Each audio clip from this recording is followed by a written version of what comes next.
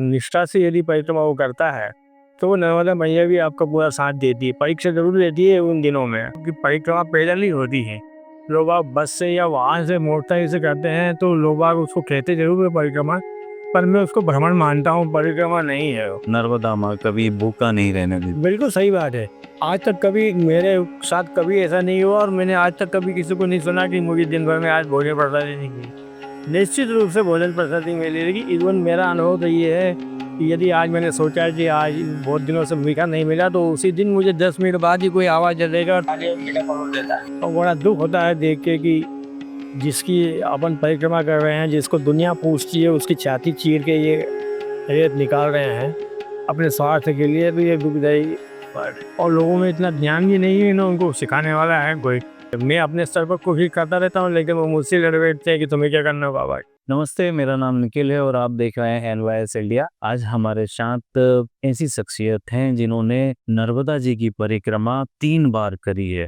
हमारे साथ श्री निशिकांत गोरे जी हैं। सर, पहले तो बहुत बहुत स्वागत है आपका NYS इंडिया में। हम लोग मध्य प्रदेश के ब्यावरा तहसील है, यहाँ पर हम लोग आए हुए थे और बाबूजी से हमने आग्रह किया कि अगर नर्मदा जी पे, क्योंकि इनके उद्बोधन और मंच पर हम लोग सुन रहे थे, तो उसी बीच हमने बाबूजी से निवेदन किया और उनसे थोड़ा सा समय मांगा है। तो हम नर्मदा जी के जो परिक्रमा मार्ग पर क्या क्या चीज़ें मिलती हैं और क्यों खास करके परिक्रमा की जाती है, सबके सवालों का जवाब श्री निशिकांत जी गोरे जी से लेना चाहेंगे। सर, पहले तो मेरा यही सवाल है आपसे कि इतनी नदियां हैं भारत में, गंगा, नर्मदा जी या कावेरी, सरस्वती या यमुना, बहुत सारी नदियां हैं, लेकिन केवल नर्मदा जी की ही परिक्रमा क्यों की जाती है? नर्मदा जी की ही परिक्रमा की जाती है, क्योंकि ये एक जो अपने पुरातन काल में ऋषि मार्कंडेय ऋषि थे, उन्होंने सबसे पहले इसकी परिक्रमा की थी आज से 3,500 साल पहले। और ये एक ऐसी नदी है कि जो पूर्व से पश्चिम की ओर बहती है। इसके अलावा कोई दूसरी ऐसी नदी नहीं है जो पूर्व या पश्चिम में बहती है। और ये एक आध्यात्मिक परिक्रमा है। सिर्फ ये पैदल चल के रात में किसी आश्रम में सो जाने वाली परिक्रमा नहीं है, ये रात दैनिक परिक्रमा है। इससे जीवन आपका निश्चित रूप से परिवर्तन होगा। आध्यात्म की दृष्टि आप रखते हो तो निश्चित रूप से आपके जीवन में परिवर्तन होगा। और प्रकृति से जुड़ाव आपको निरंतर मिलता है। जब तक आप परिक्रमा करते रहते हो तो उससे प्रेम भी आप मालूम पड़ेगा और बहुत से जीवन में परिवर्तन होते हैं उससे। अच्छा, जिसे आपने लगभग 3 बार परिक्रमा करी है, लोग एक बार ही करते हैं, तो ऐसा क्या हुआ कि आपने लगभग 3? नहीं, अब वो ऐसा ये हुआ कि मैंने भी कभी नहीं सोचा था कि जब मैं एक परिक्रमा करूँगा। एक परिक्रमा करने के लिए बड़ी हिम्मत लगती है ना। पहली बार जब आदमी जाता है तो ये सोच के जाता है कि यार कर पाएंगे कि नहीं कर पाएंगे। और कई बार ऐसा लगता है कि यार ठीक है चले जाते हैं, 10-15 दिन बाद वापस आ जाएंगे।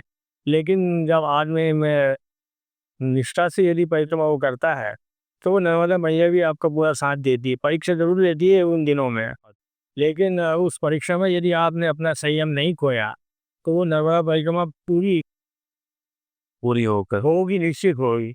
और यह ये बात भी ध्यान रखें, आपकी परिक्रमा पैदल ही होती है। लोग आप बस से या वाहन से मोटरसाइकिल से करते हैं तो लोग आप उसको कहते जरूर है परिक्रमा, पर मैं उसको भ्रमण मानता हूँ, परिक्रमा नहीं है वो। परिक्रमा पैदल ही की जाती है।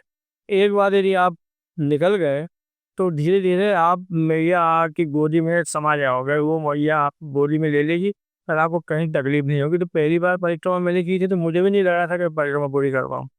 लेकिन जब पहली परिक्रमा मैंने पूरी कर ली तो उसका जो अनुभव, उसका जो आध्यात्मिक आनंद मुझे मिला, तब फिर मैंने दूसरी और तीसरी बार जाना उचित समझा। और मैं उसका पूरा आनंद ले रहा हूँ और मैया ने चाहा था मैं और आगे भी निरंतर करता रहूँ।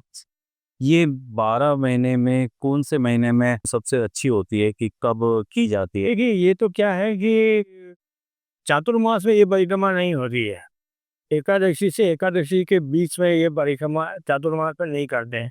अब जैसी कार्तिक पूर्णिमा आपकी आएगी 1 नवंबर को, उसके बाद से आप परिक्रमा शुरू कर सकते हैं। बहुत से लोग करते हैं ये जो उसके पहले भी शुरू कर देते हैं दशहरे से दिवाली से, लेकिन वो सही उचित नहीं है। कार्तिक पूर्णिमा या एकादशी से ही उसको पूरी करना चाहिए। और आप जितना पैदल चल सकते हो उतना चलो। और या ये वो दिक्कत। अच्छा, ऐसे नूर जी आप मुझे ये बताइए कि 3 बार आपने परिक्रमा करी है, तो ऐसे क्या वो चीज़ें हैं जो मतलब सबसे रोचक चीज़ें क्या आपके साथ कोई वाक़या हुआ हो ऐसा? देखिए, वाक़या तो ये आध्यात्मिक अनुभव तो ये तो सुना तो नहीं सकता आदमी, अनुभव करने वाली चीज़ है। फिर भी जो है और सा उस ऐसा लगता है कि आप मुझसे सबसे इस बूचड़खाने से निकल के एक अच्छी जगह पर आप आ गए हो, और जो आपको आनंद वहाँ मिलता है, वो शब्दों में बयान नहीं किया जा सकता।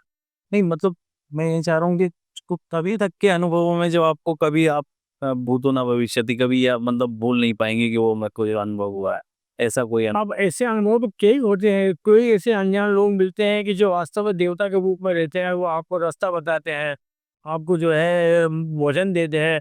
अब आपको जहाँ उम्मीद नहीं है कि यहाँ हम लोग को आज शायद भोजन नहीं मिलेगा, ऐसी जगह अटक गए हैं, वहाँ भी यदि कोई बच्चा है, बच्ची या कोई घर से आवाज़ देता है, बाबा लो आओ रोटी खा लो, भोजन प्रसादी ले लो, तो वो देवता ही हैं अपने लिए तो।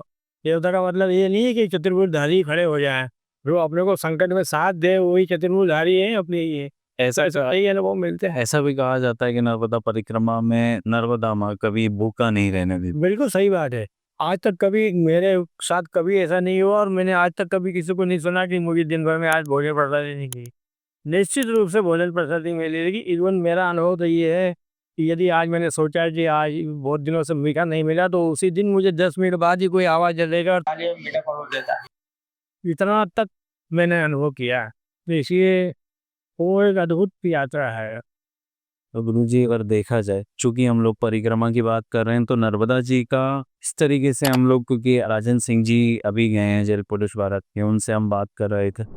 तो पर्यावरण को लेकर के जो प्रदूषण नदियों में हो रहा है, ख़ास करके मध्य प्रदेश में क्योंकि हम लोग बात कर रहे हैं, तो नर्मदा जी को तो मध्य प्रदेश की एक जीवनदायिनी माँ कहते हैं, उनसे ही आधा पूरा प्रदेश लगभग चलता है। उसमें जो प्रदूषण फैल रहा है या उसमें उत्खनन हो रहा है, तो उसको किस तरीके से आप लोग उत्खनन की स्थिति तो बहुत खराब है।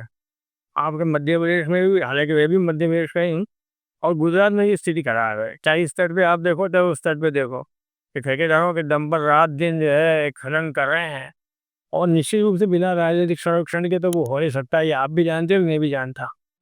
अब प्रदूषण वाली बात है, तो नदियों में प्रदूषण क्यों फैल रहा है, ये तो जन सामान्य में जब तक आप समझाओगे नहीं, कब तक वो संभव नहीं है। फिर भी हम हमारे स्तर पर जब परिक्रमा करने जाते हैं, तो जब बैठते हैं तो 2-2 घंटे 3-3 घंटे मैया के आसपास जो कचरा-कुटा इकट्ठा करके किसी ऐसी जगह डिस्पोज़ करने की कोशिश करते हैं जहाँ से वापस मैया में नहीं आए। लेकिन वो बड़े ठेकेदारों को तो आप रोक नहीं सकते, उसको तो शासन स्तर पर ही हो सकता है।